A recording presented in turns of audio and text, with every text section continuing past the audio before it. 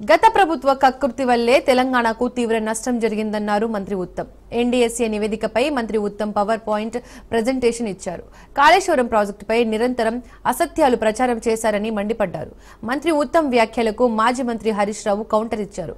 NDSA రిపోర్టును అడ్డం పెట్టుకుని పాత చింతకాయ పచ్చడిలా రాజకీయ ప్రసంగాన్నే కొనసాగించారని అన్నారు. ఉత్తమ్ మాటల్లో కొత్త సంగతి లేదని విమర్శించారు.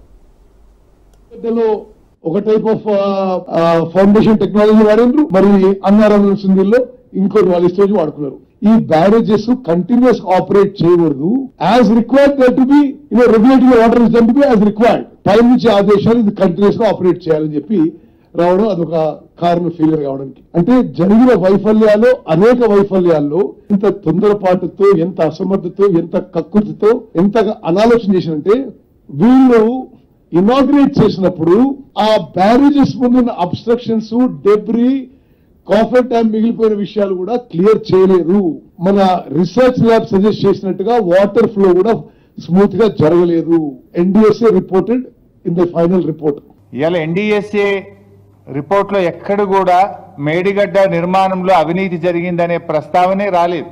కానీ ఉత్తమ్ కుమార్ రెడ్డి గారు మాత్రం లేనిది ఉన్నట్టు, ఎన్డీఎస్ఏ రిపోర్ట్లో ఏదో మొత్తం అవినీతి జరిగిందని ఎన్డీఎస్ఏ రిపోర్ట్ ఇచ్చినట్టు భ్రమలు కల్పించేటువంటి ప్రయత్నం చేశారు.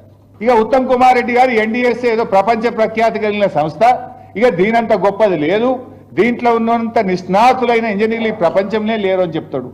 మరి ఆ ఎన్డీఎస్ఏ కట్టిన పోలవరం కుప్పగూలిపోయింది, 5 ఏళ్లైనా అక్కడికి ఎందుకు పోలేదు? ఇది ఎందుకు నేను చెప్పాల్సి వస్తుందంటే ఎన్డీఎస్ఏ ఎన్డీఏ జేబు సంస్థగా మారింది. ఈ దేశంలో ఈడీ, సిబిఐలను ఎట్లా వాడుతున్నారో ఎన్డీఎస్ఏను కూడా అదే పద్ధతిలో వాడుతున్నారనడానికి ఇది ఒక నిదర్శనము.